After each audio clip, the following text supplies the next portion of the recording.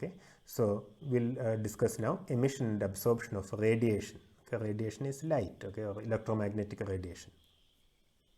അപ്പോൾ നമുക്ക് ഇലക്ട്രോമാഗ്നറ്റിക് വേവിനെ കുറിച്ച് അറിയാം. Electromagnetic wave consists of transverse and mutually perpendicular oscillating electric and magnetic fields. All right, we know about electromagnetic fields. An atom in the presence of a passing light wave, all right, a light is shined on an atom, responds primarily to the electric component. ഇതിൻ്റെ electromagnetic wave ആണെങ്കിൽ electric കോമ്പണൻറ്റിനോടാണ് ഇത് respond ചെയ്യുന്നത്. Okay, if the wavelength is long compared to the size of the atom, we can ignore the spatial variation of the field. നമ്മളിവിടെ കുറേ approximations എടുക്കുകയാണ്. One thing is to make the calculation simple. The other reason is that we need to be able to apply our perturbation theory. Okay, അപ്പോൾ അതായത് wave length long ആണെങ്കിൽ we can ignore the spatial variation of the field. Okay, സ്പേസിൽ field എങ്ങനെ vary ചെയ്യുന്നു എന്നുള്ളതിൻ്റെ details നമുക്ക് ഒഴിവാക്കാം. The atom then is exposed to a sinusoidally oscillating harmonic. Okay, sinusoidal ഓസിലേറ്റിങ്ങിനാണ് നമ്മൾ ഹാർമോണിക് എന്ന് പറയുന്നത് ഇലക്ട്രിക് ഫീൽഡ്. അപ്പോൾ ആ രീതിയിൽ നമുക്ക് ഇലക്ട്രിക് ഫീൽഡ് നമുക്ക് ഇങ്ങനെ എഴുതാം. ഈ vector is equal to E0 cos omega t k cap. Okay, k cap gives you the direction of propagation of the electric field, okay, or the wave. Okay, all right, this is good. Okay, ഇതൊരു വെക്ടറാണ്, ഈ bold ഫേസിൽ എഴുതിയിരിക്കുന്ന വെക്ടറാണെന്നാണ് ഉദ്ദേശിക്കുന്നത്. ഇതാണ് നമ്മുടെ sinusoidal എന്താണ് പെർട്ടുർബേഷന് കാരണമാകുന്ന ഫീൽഡിൻ്റെ equation ഇതാണ്. അപ്പോൾ അതിന് കറസ്പോണ്ട് ചെയ്യേണ്ട എനർജി നമുക്ക് കണ്ടുപിടിക്കണം.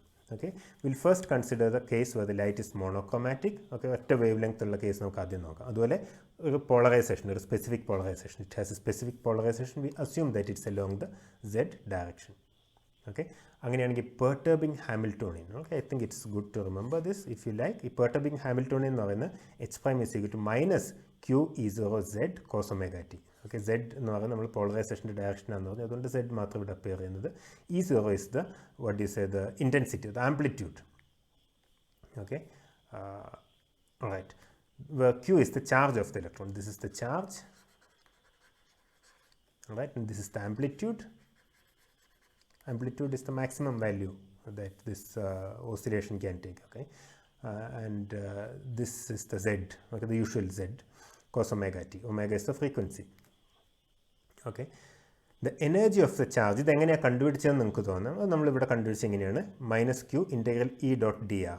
ഓക്കെ, ഇവിടെ ഈ ഇക്വേഷൻ എടുത്തു and then you do minus q integral E dot dr. Okay, you are doing a spatial integration and we are making this assumption that it is uniform. It's uniform. Okay, the implicit assumption is that the period of oscillation is long. The period of oscillation is long compared to the time it takes the charge to move around. കാരണം ഇത് electrostatic, ഇത് static ഫീൽഡിൻ്റെ ഫോർമുലയാണ്. This a formula for static field. Static ഫീൽഡിൻ്റെ formula ഉപയോഗിച്ചാണ് നമ്മൾ ഇതിന് correspond ചെയ്യുന്ന എനർജി കണ്ടുപിടിച്ചത്. അതിൻ്റെ കാരണം, സ്റ്റാറ്റിക് ഇത് ഉപയോഗിക്കാൻ കാരണം, that's an approximation. Okay, we are assuming that the variation in time is small. The variation in time and space is small. Okay, so we make this assumption and then we can use this formula, so we get the Hamiltonian like this. Okay, now ഈ രീതിയിൽ Hamiltonian എഴുതുന്ന കാര്യങ്ങൾ വളരെ എളുപ്പമാണ്. Okay, അപ്പോൾ നമുക്ക് ഈ Hamiltonian നമുക്ക് എങ്ങനെ എഴുതാം, നമ്മുടെ കഴിഞ്ഞ നമ്മുടെ സെക്ഷനിൽ നമ്മൾ ഹാർമോണിക് പെർട്ടുർബേഷൻ്റെ ജനറൽ തിയറി ഡിസ്കസ് ചെയ്തു. ആ റിസൾട്ട്സ് നമുക്ക് ഉപയോഗിക്കണമെങ്കിൽ ഇതിനെ ജസ്റ്റ് ഒന്ന് മാറ്റി എഴുതാം. നമുക്കറിയാം കോസ് ഒമേഗ ടി എന്ന് പറയുന്നത് e raised to i omega t plus e raised to minus i omega t divide by 2 എന്നുള്ളതാണ്.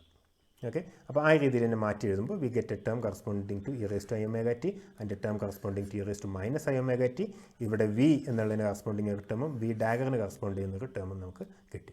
Okay, so you just plug these things. നമ്മുടെ ഹാമിൽട്ടോണിയൻ, ഇതാണ് നമ്മുടെ ഇൻട്രാക്ഷൻ ഹാമിൽട്ടോണിയൻ. ഓക്കെ, അത് അല്ലെങ്കിൽ ഹാമിൽട്ടോണിയൻ്റെ ഇൻട്രാക്ഷൻ പാർട്ട് എന്ന് പറയുന്നത് ഇതാണ്. Okay, now we just plug this in to our previous results. Okay, അതുപോലെ വി എഫ് ഐ, ഈ മാട്രിക്സ് എലിമെൻറ്റ്സ് ഇങ്ങനെയാണ്, psi F Q E0 Z by 2 psi i. അല്ലേ, ഇതാണ് നമ്മുടെ വി. അല്ലെ, e raised to i omega t-ക്ക് proportional ആയിട്ടുള്ള ടേമിനെ തന്നെയല്ലേ നമ്മൾ വി എന്ന് വിളിച്ചത്, റൈറ്റ്. അതിൽ e raised to minus i omega t-ക്ക് പ്രൊപ്പോർഷണൽ ആയിട്ടുള്ള ടേമിനെയാണ് വി ഡാഗർ എന്ന് വിളിച്ചത്. In this case V is equal to V dagger. Okay, so V F I is equal to psi F minus Q E0 Z by 2 psi i. Okay, അപ്പോൾ ഇത് E0 by 2 എന്നുള്ളത്, this is an amplitude, we can pull it out, minus E0 by 2, Q is the charge, that also can be pulled out. What you have here is psi f Z psi i. Okay, അപ്പോൾ ഇതിനെ നമുക്ക് ഈ ഒരു matrix എലിമെൻറ്റിനെ നമുക്ക് D എന്ന് denote ചെയ്യാം. Okay, നമ്മൾ നേരത്തെ ആണെങ്കിൽ ZFI എന്നൊക്കെ എഴുതുമായിരുന്നു, പക്ഷേ സിംപ്ലിസിറ്റിക്ക് വേണ്ടി നമുക്ക് ആ സബ്സ്ക്രിപ്റ്റ് മാട്രിക്സ് എലിമെൻറ്റ് സബ്സ്ക്രിപ്റ്റ് ഒഴിവാക്കാം. ശരിക്കും വേണമെങ്കിൽ നമുക്ക് DFI എന്ന് തന്നെ വിളിക്കാം. Okay, doesn't matter, will just denote it as D. Okay, -E0/2 multiplied by D. ഇത് D എന്ന് പറയുന്ന matrix element it's Q multiplied by this thing. It's Q multiplied by this expectation value. നിങ്ങൾ നിങ്ങളുടെ പഴയ ഇലക്ട്രോഡൈനാമിക്സിൻ്റെ text അല്ലെ ഇലക്ട്രോഡൈനാമിക്സിൻ്റെ section നോക്കുകയാണ്, നമ്മൾ ഈ ഡൈപോൾ മൊമെൻറ്റ് ഓപ്പറേറ്റർ എന്നുള്ള ഇത് കാണാറുണ്ട്. ഓക്കെ, ആ ഓപ്പറേറ്ററിൻ്റെ Z കോമ്പോണൻ്റാണ് QZ എന്ന് പറയുന്നത്. ആ Z കോമ്പോണൻറ്റിൻ്റെ മാട്രിക്സ് എലിമെൻ്റാണ് നമ്മൾ D എന്ന് എഴുതുന്നത്. Okay, so this is psi f QZ psi I. ഇതിനെയാണ് നമ്മൾ D എന്ന് എഴുതുന്നത്. Okay, so in the above equation, D denotes the matrix element of the Z component of the dipole moment operator QR vector. Because of its association with electric dipole moments, radiation governed by the Hamiltonian given above is called electric dipole radiation. Okay, ഇവിടെ നമ്മൾ കാണുന്ന ഒരു പ്രധാനപ്പെട്ട ഇത് actually ഒരു അപ്രോക്സിമേഷനാണ്, നമ്മൾ dipole approximation എന്ന് പറയും. ഓക്കെ, അതായത് ഈ ട്രാൻസിഷൻ, ഈ ഇലക്ട്രോമാഗ്നറ്റിക് ഫീൽഡ് കാരണമുള്ള ആറ്റംസിൻ്റെ transition, okay, from one state to another, ഈ ട്രാൻസിഷൻസിനെ ഗവേൺ ചെയ്യുന്ന ഓപ്പറേറ്ററാണ് dipole operator. Okay, this an approximation. ഈ അപ്രോക്സിമേഷനിൽ ഡൈപോൾ ഓപ്പറേറ്ററാണ് ഇതിനെ ഗവേൺ ചെയ്യുന്നത്. അപ്പോൾ ഇതിൻ്റെ പ്രോപ്പർട്ടീസ് മുഴുവൻ ഡൈപോൾ ഓപ്പറേറ്ററിന് കറസ്പോണ്ട് ചെയ്യും. ഓക്കെ, നിങ്ങൾ ഇലക്ട്രോഡൈനാമിക്സിൽ കാണുന്ന ഡൈപോൾ ഓപ്പറേറ്ററിൻ്റെ ഡൈപോൾ വെക്ടറിൻ്റെ ഓപ്പറേറ്റർ വെർഷനാണിത്. Okay, quantum mechanical operator version. അവിടെ ആർ വെക്ടർ വരികയാണെങ്കിൽ will have the corresponding operator here, that's all. Okay, so long story short, this whole thing we'll call it as the dipole, we'll call it as D. Okay, the matrix element of the Z component of the dipole operator, we'll call it as D. Okay, all right. അപ്പോൾ ഇതെന്താണ് നമ്മുടെ VFI. This is -E0/2 D. Okay, അപ്പോൾ നമ്മുടെ നേരത്തെ അബ്സോർപ്ഷന് correspond നമ്മുടെ നേരത്തെ general formula ഉപയോഗിക്കുകയാണെങ്കിൽ for VIF square by h cross square sin square omega prime by 2 t divided by omega prime square, നമ്മൾ നേരത്തെ തൊട്ട് മുമ്പ് ഡിറൈവ് ചെയ്ത ഫോർമുലയാണ്. ഓക്കെ, ഇപ്പം നമ്മൾ നേരത്തെ പറഞ്ഞ പോലെ തന്നെ നൊട്ടേഷൻ ചേഞ്ച് ഒമേഗ സീറോയുടെ ടേംസിൽ എഴുതുകയാണെങ്കിൽ, അതുപോലെ I to F എന്നുള്ളതിന് പകരം A to B എന്ന് എഴുതുകയാണെങ്കിൽ PA to B, ഇവിടെ VIF I to F എന്ന് പറയുമ്പോൾ ഇവിടെ ശരിക്കും VFI എന്നാണ് വേണ്ടത് അല്ലേ, sorry that's a typo. Okay, I'll correct that in the notes. അപ്പോൾ PA to B എന്ന് പറയുമ്പോൾ ഇതിൻ്റെ മാട്രിക്സ് എലിമെൻറ്റ് ഏതാ വരുന്നത് നമ്മൾ എഴുതുന്നത്, we just write it as D, the matrix element corresponding to Z component of the dipole operator. Okay, E0/h cross square, കാരണം matrix element നമ്മളിവിടെ ഇങ്ങനെ ഡിനോട്ട് ചെയ്തിട്ടുണ്ട്. ബാക്കി വരുന്നത് നമ്മൾ ഒമേഗ സീറോ, നമ്മൾ നേരത്തെ പറഞ്ഞാൽ ഒമേഗ സീറോയുടെ ടേംസിൽ എഴുതുകയാണ്. So this is sine square omega minus omega zero T/2 omega minus omega zero square. Okay, this is the transition probability corresponding to absorption. Okay, ഇനി നമ്മൾ അടുത്തത് എമിഷന് കറസ്പോണ്ട് ചെയ്യുന്നത് B/A കാൽക്കുലേറ്റ് ചെയ്യുകയാണെങ്കിൽ ഇതിന് എക്സാക്ട്ലി സെയിം ആണെന്ന് പറയുന്നത്. അതാണ് നമ്മൾ ഡീറ്റെയിൽഡ് ബാലൻസിങ്. അപ്പോൾ ഡീറ്റെയിൽഡ് ബാലൻസിങ് ഉപയോഗിച്ച് നമുക്ക്, ഓക്കെ, അതിലേക്ക് പോകുന്നതിന് മുമ്പ് ഇൻ ദിസ് പ്രോസസ് ഇവിടെ സംഭവിക്കുന്നത് the atom absorbs energy EB - EA = h cross omega 0 from the electromagnetic field. It's absorption. It receives energy from the electromagnetic field. We say that it has absorbed a photon. Okay, the word photon really belongs to quantum electrodynamics. നമ്മൾ classical ഫീൽഡാണ് consider ചെയ്യുന്നത്, പക്ഷേ photon എന്നുള്ള വാക്ക് നമ്മൾ ഉപയോഗിക്കുകയാണ്. Okay, this is a quantum mechanical concept which doesn't belong to this classical field etcetera. Just remember this. Okay, but here we are treating the field itself classically. Okay, so the word photon is used only for convenience. അത് നമ്മുടെ ശരിക്കും നമ്മൾ full ഇത് semi classical റിസൾട്ടാണെന്ന് പറയാം, കാരണം നമ്മൾ ഫീൽഡിനെ treat ചെയ്യുന്നത് ക്ലാസിക്കലായിട്ടാണ്. ഓക്കെ, അതായത് ഇലക്ട്രോ മാഗ്നറ്റിക് ഫീൽഡിനെ ട്രീറ്റ് ചെയ്യുന്നത് ക്ലാസിക്കലായിട്ടാണ്. ബാക്കി കാൽക്കുലേഷൻസ് ആറ്റംസിൻ്റെ കാര്യത്തിൽ നമ്മൾ ക്വാണ്ടം മെക്കാനിക്സ് ആണ് ഉപയോഗിക്കുന്നത്. വേണമെങ്കിൽ നമുക്ക് ഫീൽഡിനെയും ക്വാണ്ടം മെക്കാനിക്കലായിട്ട് ട്രീറ്റ് ചെയ്യാം, ആറ്റത്തിനെയും ക്വാണ്ടം മെക്കാനിക്കലായിട്ട് ട്രീറ്റ് ചെയ്യാം. ഓക്കെ, പക്ഷെ ഇവിടെ അത് നമ്മൾ ചെയ്യുന്നില്ല. ഇവിടെ നമ്മൾ ചെയ്യുന്നത് സെമി ക്ലാസിക്കലായിട്ടുള്ള ഒരു ട്രീറ്റ്മെൻറ്റ് മാത്രമാണ്.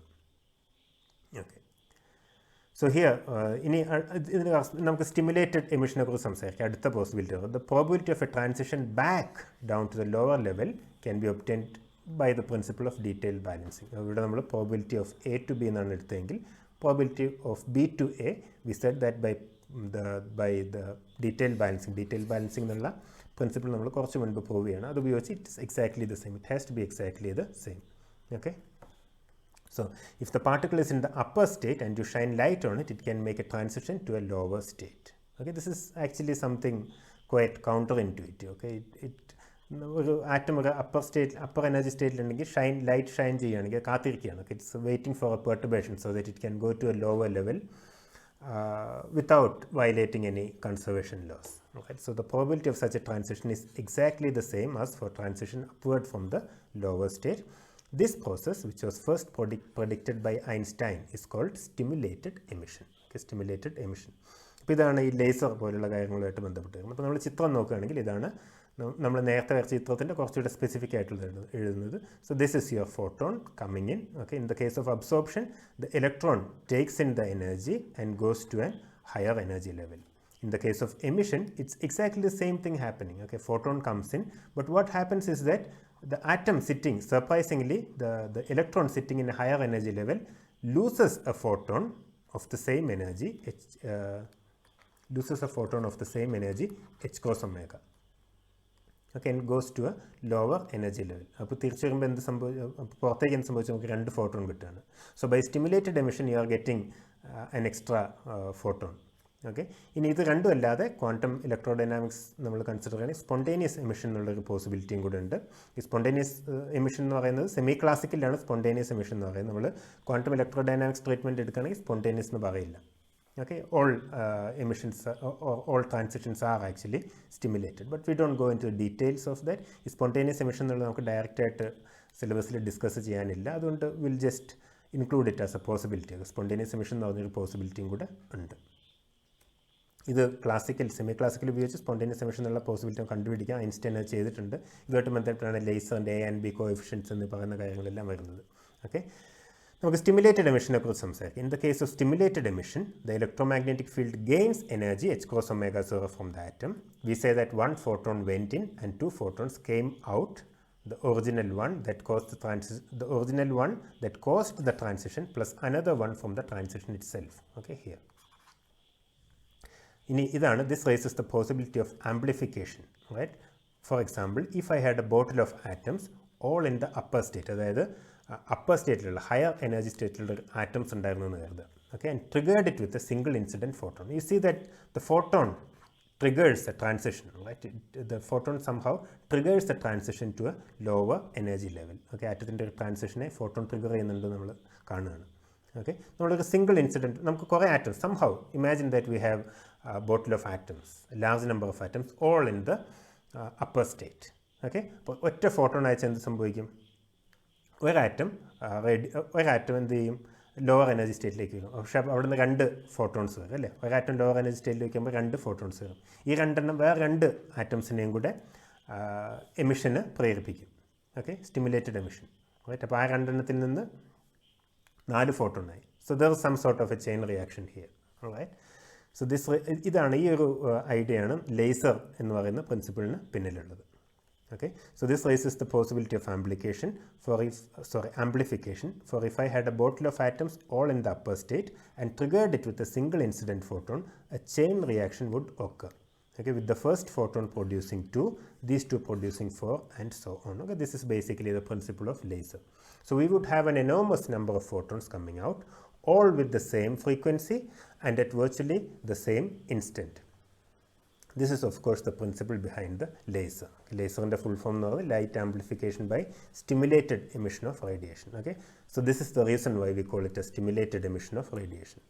Alright, അപ്പോൾ നമ്മൾ ചെറിയ ക്ലാസ്സുകളിൽ തന്നെ പഠിച്ചിട്ടുണ്ടായി സ്റ്റിമുലേറ്റഡ് എമിഷനെ കുറിച്ചും പോപ്പുലേഷൻ ഇൻവേർഷനെ കുറിച്ചും ഒക്കെ. പക്ഷേ അതിൻ്റെ actual thing that's going on there we have seen now, the basic theory that happens. Okay, the basic things that happens quantum mechanically, അതാണ് നമ്മളിവിടെ കണ്ടത്. Okay, I hope that these things are clear. Okay, now note that it is essential for laser action to get a majority of atoms into the upper state. We need a bottle of atoms with all of them in the upper state.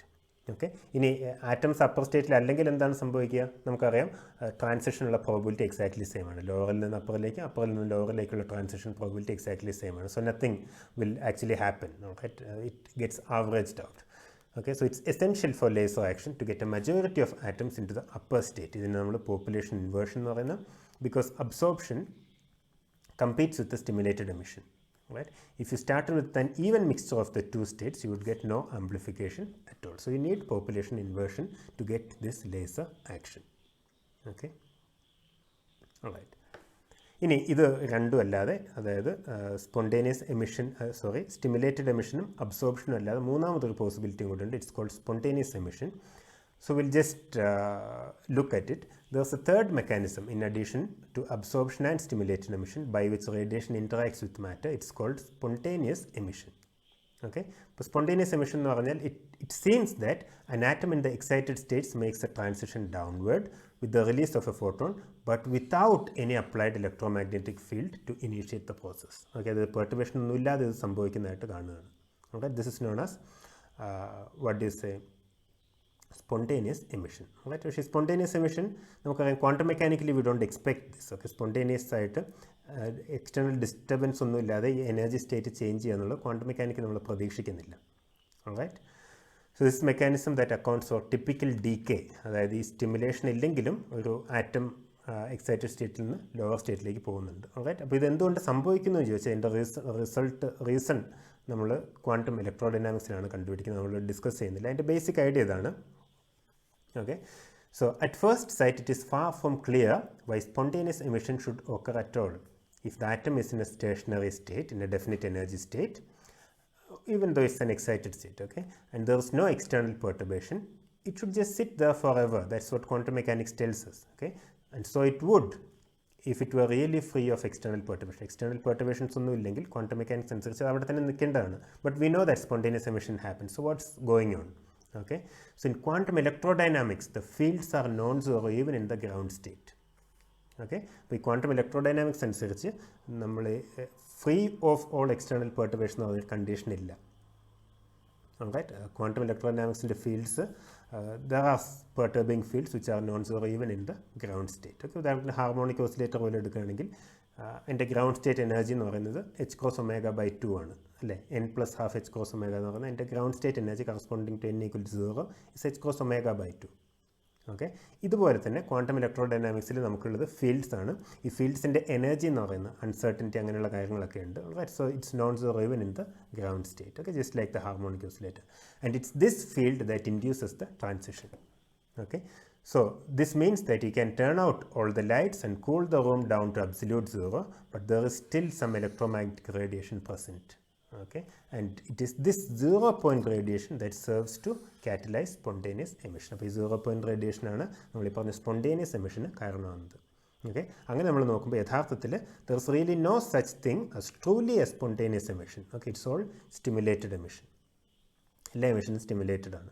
ഈ spontaneous emission നമ്മൾ വിളിച്ചത് അവിടെ ഈ സ്റ്റിമുലേഷന് കാരണമായിട്ടുള്ള quantum ഇലക്ട്രോഡൈനാമിക്കലായിട്ടുള്ള റീസൺസിനെ കുറിച്ച് നമുക്ക് അറിയില്ലായിരുന്നു എന്നുള്ളതുകൊണ്ടാണ്. Right, but now we know that it's all basically stimulated emission. There is no really spontaneous emission. Okay, right. നമ്മൾ ക്ലാസിക്കൽ നോക്കുകയാണെങ്കിൽ in this sense it's exactly the reverse of the classical radiative process in which it's all spontaneous. ക്ലാസിക്കലിലാണെങ്കിൽ എല്ലാം spontaneous ആണ്. There is no such thing as stimulated emission. It's just remark. ഇപ്പോൾ നമ്മൾ നോക്കിയത് coherent പെർട്ടർബേഷൻസ് മാത്രമാണ്. Okay, ഒരു specific polarisation, okay, അങ്ങനെയുള്ള കേസൊക്കെയാണ് നമ്മൾ നോക്കിയത്. We can also talk about incoherent perturbations. അപ്പോൾ ഈ നമുക്ക് തൊട്ട് മുൻപ് കിട്ടിയ റിസൾട്ടിനെ ഒന്ന് ജനറലൈസ് ചെയ്യണം. Okay, we have to average over all possible polarizations etcetera.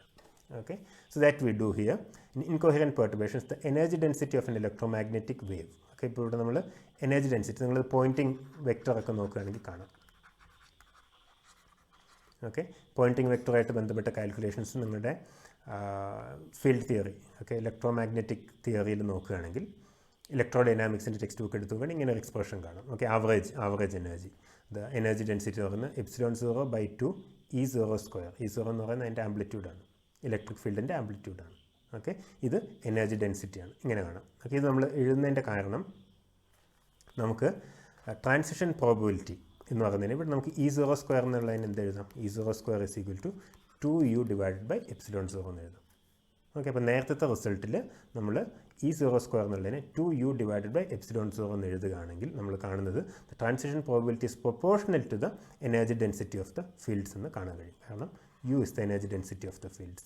Okay, so the transition probability is proportional to the energy density of field. നമ്മൾ നേരത്തെ എഴുതിയ റിസൾട്ടിനെ ജസ്റ്റ് ഒന്ന് മാറ്റി എഴുതിയെന്ന് മാത്രം.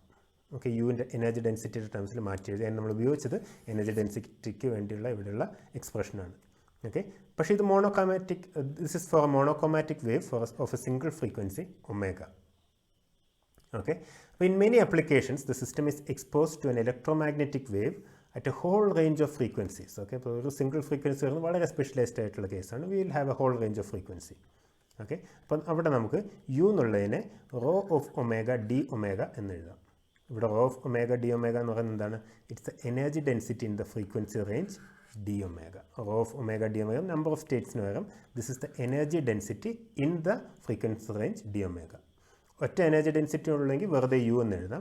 Okay, but if you have number of frequency, whole range of frequencies, അപ്പോൾ frequencies ഏകദേശം continuous ആയിട്ട് കണക്കാക്കുകയാണെങ്കിൽ ഡി ഒമേഗ എന്നുള്ള ഫ്രീക്വൻസി റേഞ്ചിലുള്ള എന്താണ് ഡെൻസിറ്റി, എനർജി ഡെൻസിറ്റി വെച്ച് നമ്മളിവിടെ സബ്സ്റ്റിറ്റ്യൂട്ട് ചെയ്യണം. അതായത് യു എന്നുള്ളതിന് rho of omega D omega എന്ന് എഴുതി നമ്മൾ ഇൻറ്റഗ്രേറ്റ് ചെയ്യണം. Okay, so the net transition probability takes the form of an integral because we have to integrate this over all the possible frequencies. That's exactly what we do here, and we can easily integrate this. Okay, അപ്പോൾ ഇവിടെ നമ്മൾ ചെയ്യുന്നത് നമുക്കറിയാം this quantity is peaked around omega minus omega 0 equal to 0 അല്ലേ, കാരണം അതിൻ്റെ value 1 ആണ്. Okay, so this quantity is peaked around omega minus omega 0 equal to 1 and it's negligible everywhere else. So it's basically like a delta function.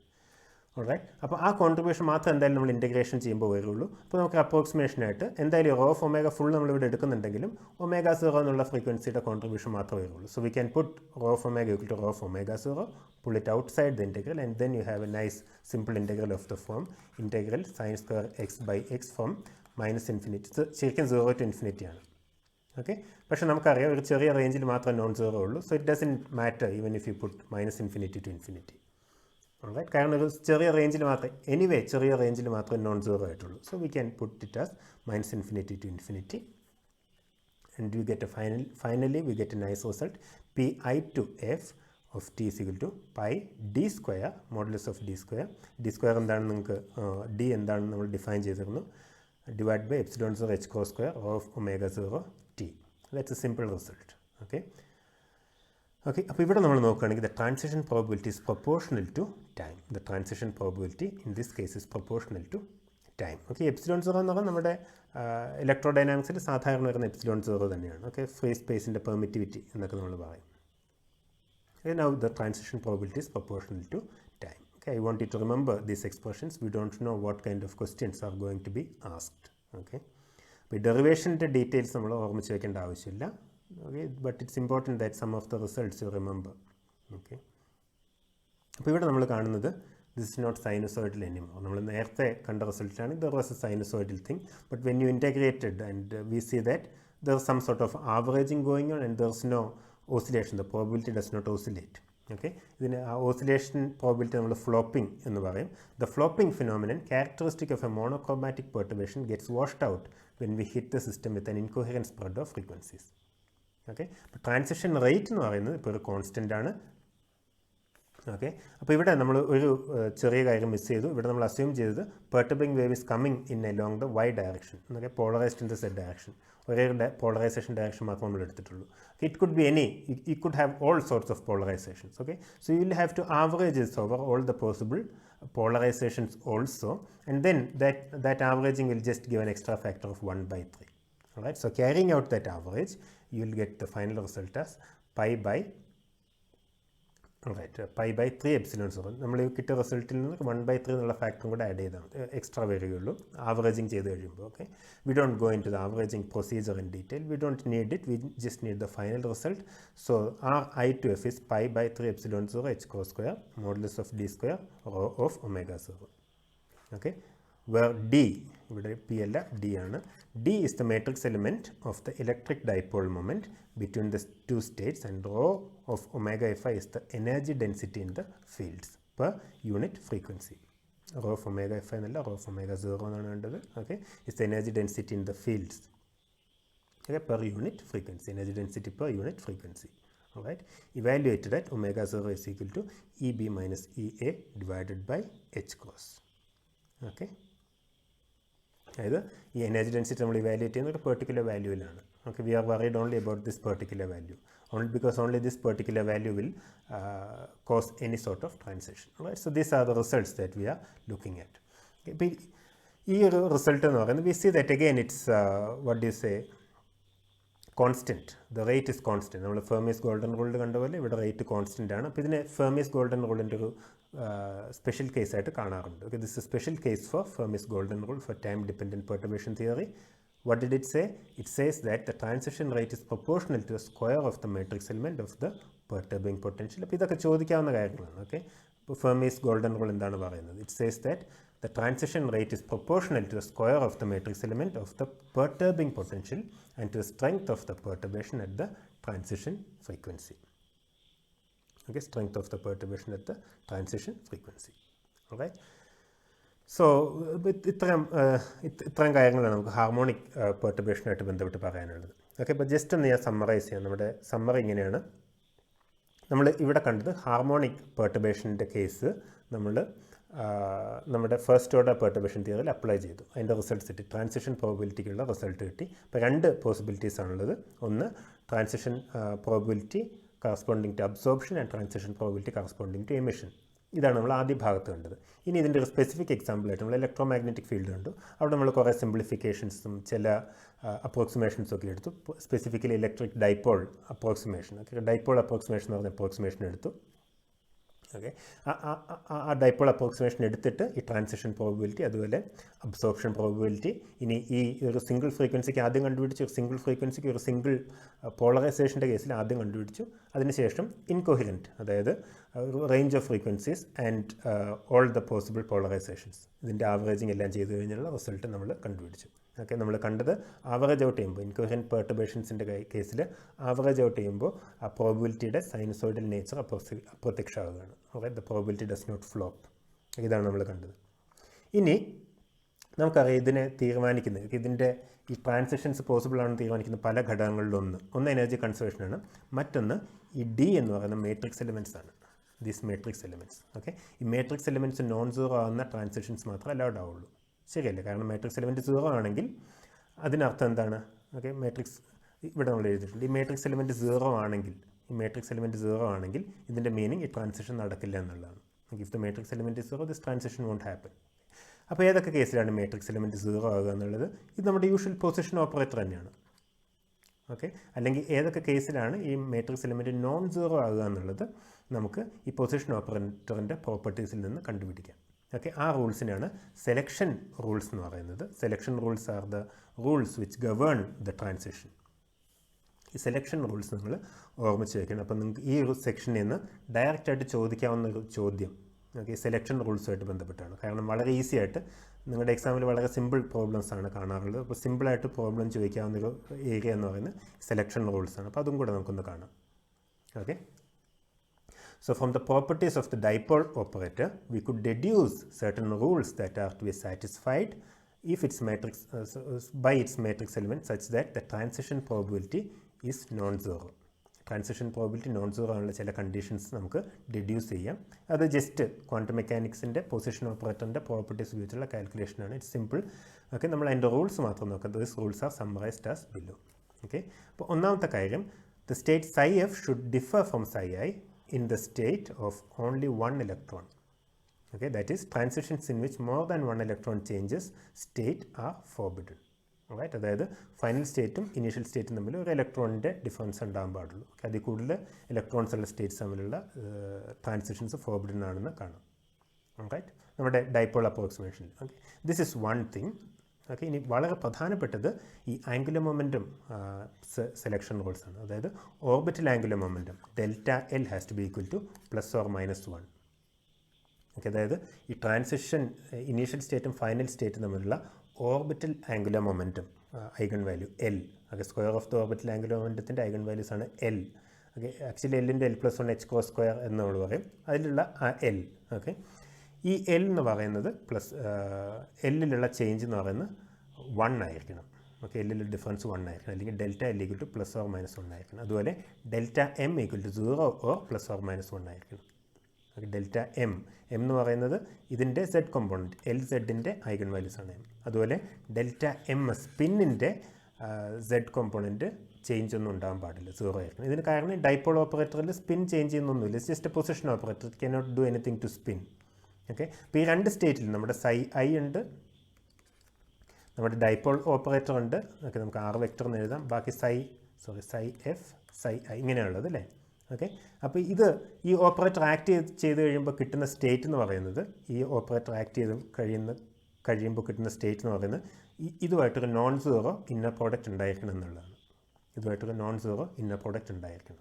Right, അപ്പോൾ spin change ചെയ്യുന്ന transitions, അപ്പോൾ ഈ R vector എന്ന് പറയുന്നതിൽ act ചെയ്യുമ്പോൾ അതിലത്തെ spin ഒന്നും change ചെയ്യില്ല, because spin is an internal degree of freedom. Right, so for this reason delta M S also will be equal to 0. Okay, so you must remember these rules. Okay, these are the selection rules. These are important. You might have already seen these things in spectroscopy. You have to remember. Okay, but spectroscopy already പഠിച്ചിട്ടുണ്ടെങ്കിൽ കുഴപ്പമില്ല, but this could be asked. Delta L is plus or minus 1. Delta M can have two possibilities, 0 or plus or minus 1. This depends on the polarization. Okay, and delta MS is 0.